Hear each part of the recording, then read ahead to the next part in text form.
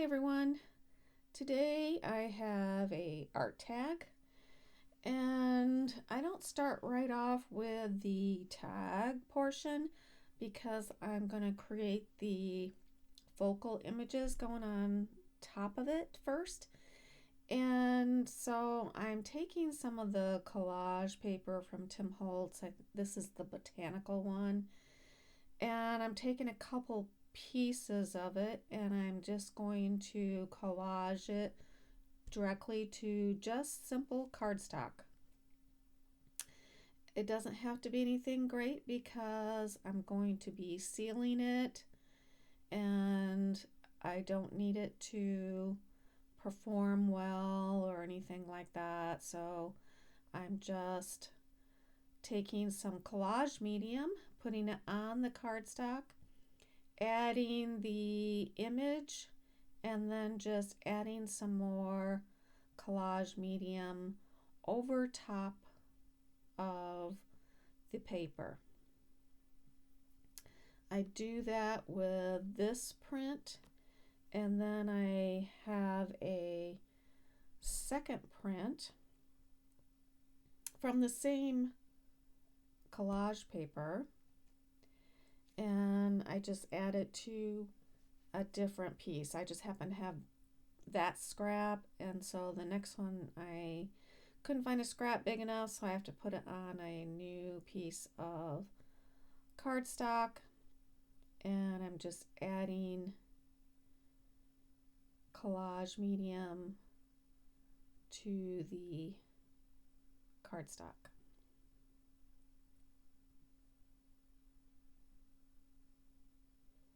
And you want to get a nice amount just so it adheres in every spot. And then smooth it out as much as you can to avoid any wrinkles. Now I'm going to be fussy cutting this, so I don't need to worry about where the print, like the leaves, are not.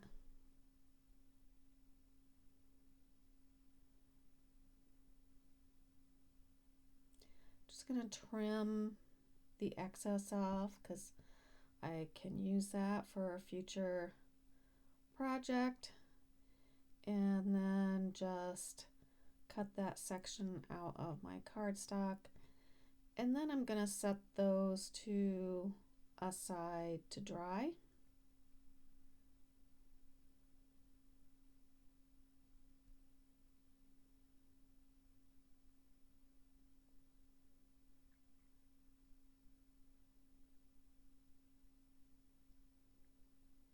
And my tag is out of Bristol Smooth paper cardstock, and I have cut that with my Cricut,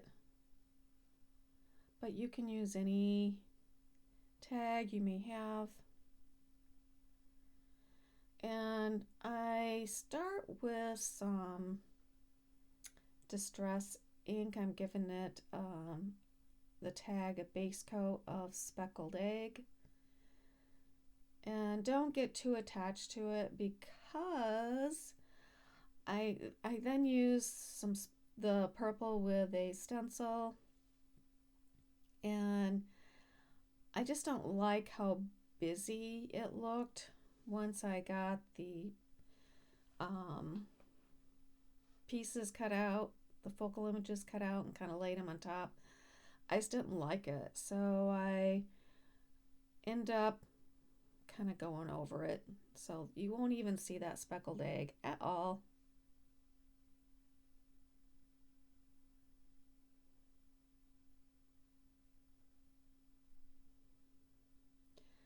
I'm doing the spritz and flick, and again, it's not going to matter because you won't see it. So now I'm using the seedless preserves Distress Oxide through this Tim Holtz stencil. And again, you're I'm going to be using the seedless preserve, so the pattern of the stencil will mostly go away. You might see a little bit of it.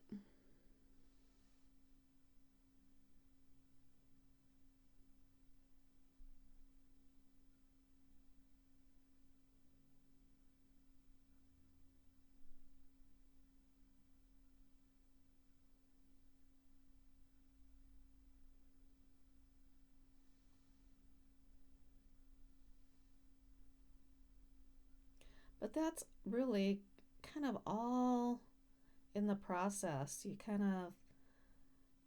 I don't really have a huge plan. I might have an idea of what I want it to look like.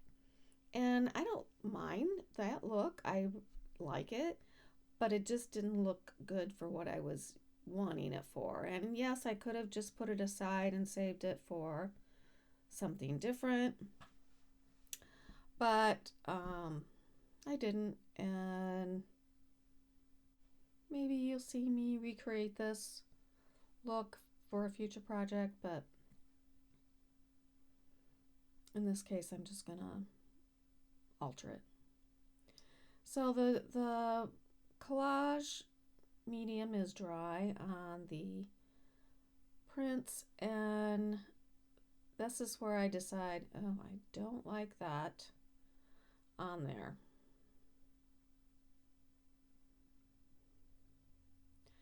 So I just take some of this seedless preserves, and I'm just gonna go over what's already there. And so you can still see a little bit of that pattern through there, which I think is interesting. But in the final piece, you can, if you really looked hard, you could see it. And I'm also going to be adding some peeled paint up from the bottom.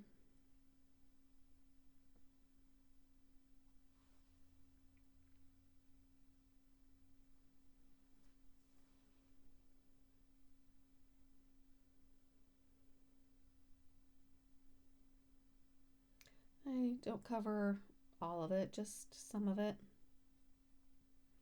I kind of like the aged purple look it gives.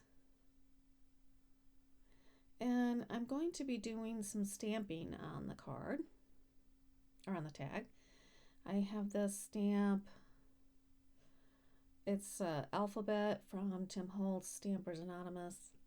I'll have to list it because I don't remember what it's called.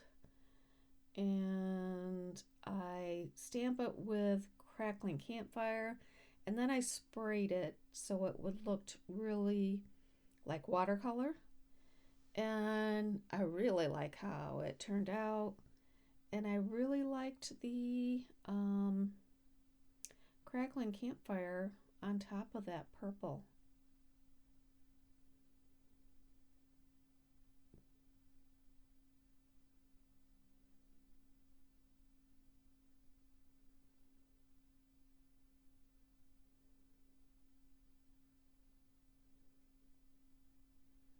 I kind of move it around so it's not exactly the same. And I start to dry it, and then I used a paper towel to kind of lift some of the excess water. And I wish I wouldn't have done that because it removed some of the paint or some of the ink in a couple places that I really was liking. And I mean, it's not bad. It just, I was really liking that and wasn't really thinking when I put down my paper towel.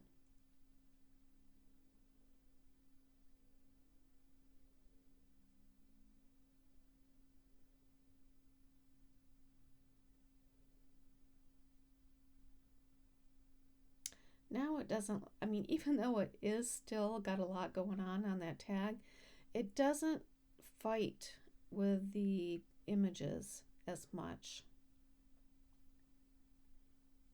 because I think the pattern is more subtle versus it being in your face. And this is a stamp from Rubber Dance, and I'm just using some archival pebbled beach. I'm just putting it in a couple places. And then I'm going to use this stamp from Stampers Anonymous. It's from the Field Notes. And I think I'm using potting soil. Is it potting soil? Yes, potting soil.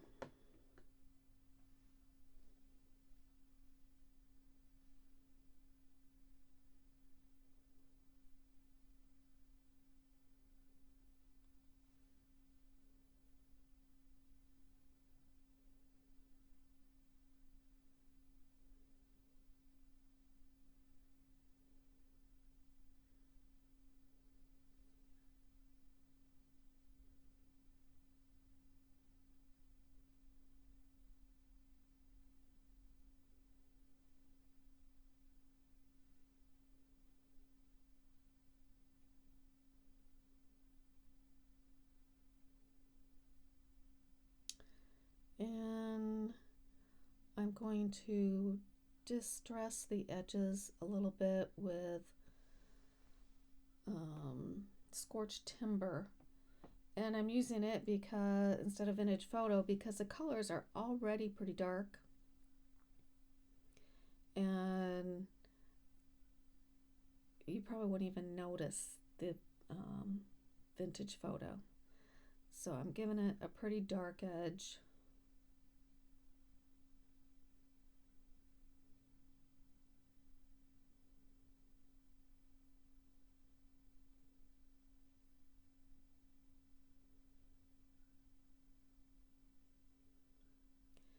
And now I'm going to work on my focal images.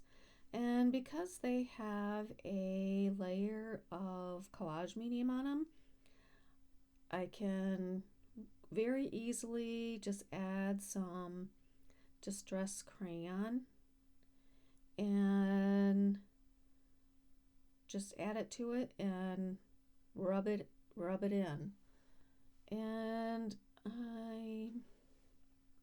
let me grab mine so I can remember the colors. I think that's peel paint.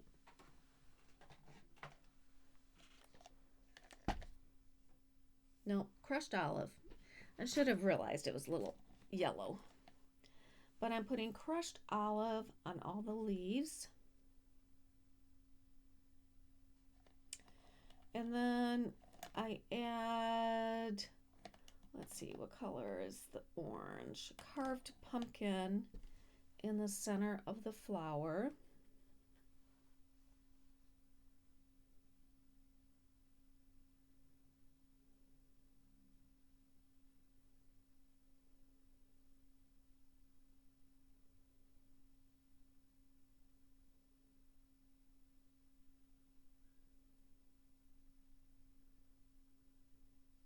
And because I've got the collage medium on there, it spreads really nicely. And then I start with worn lipstick on the petals, and then I actually end up adding on the tips some picked raspberry.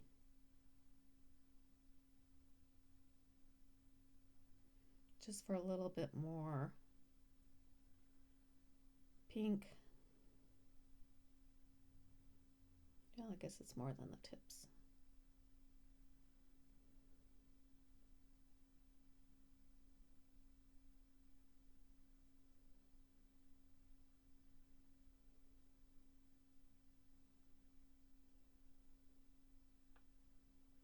And you just want to make sure that if you use the same finger, you clean it off good from color to color, unless it's in the same color family, like the two pinks. But if you're going from orange to pink or green to pink, you want to make sure you either use a different color, different finger, or clean your finger off. And they'll dry really good, and once they're dry, it's permanent.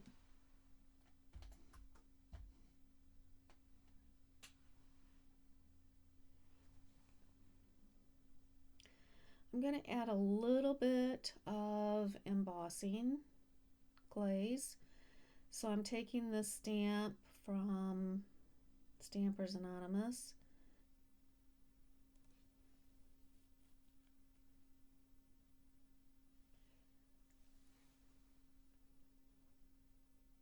So I'm just doing a double check here because I'm trying to remember if I had dried that background ink, if it was dry enough before I add the distress glaze on top of the Versamark. But it was fine.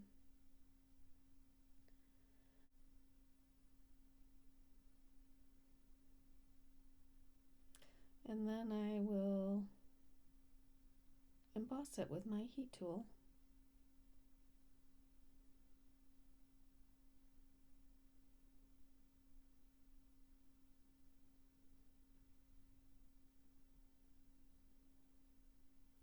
Now it's not going to stand out completely like crushed olive because it is a glaze and you can see through what's underneath it, so it's not going to be totally green.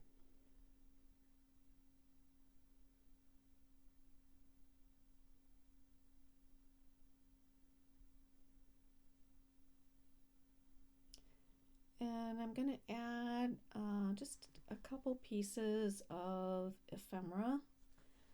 I have a piece there from the number strips from Tim Holtz, and I think the other two are from Field Notes. I'm just giving them a little bit of vintage photo around the edges.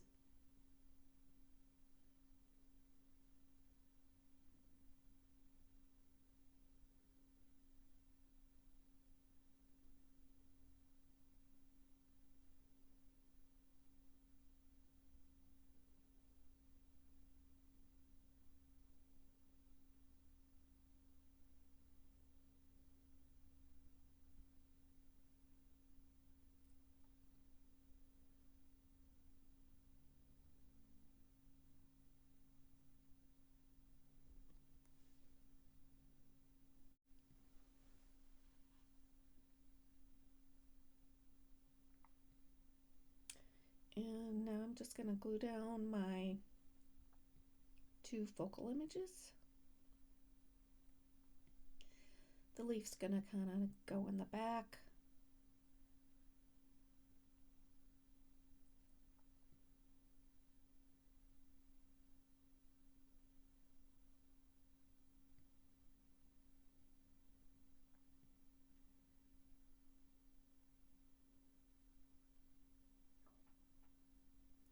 I like it when they hang over just a bit.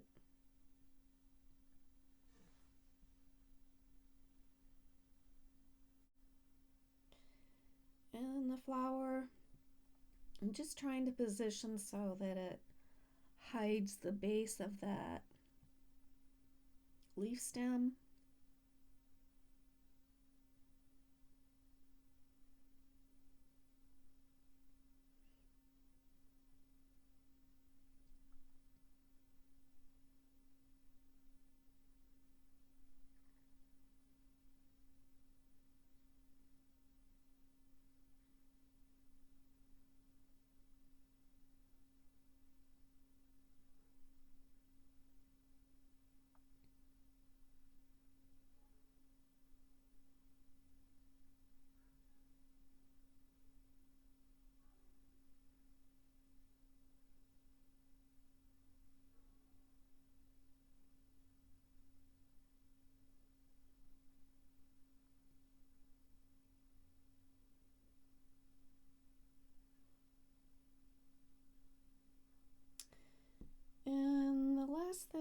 do is just to ink up some of the rayon seam binding.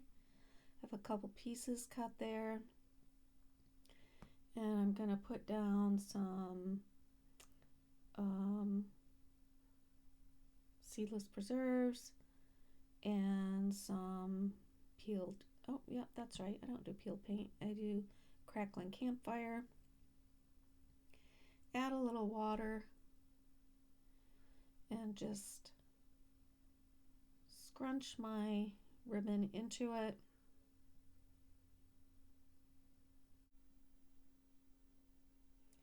And then I give it a little bit of a dry.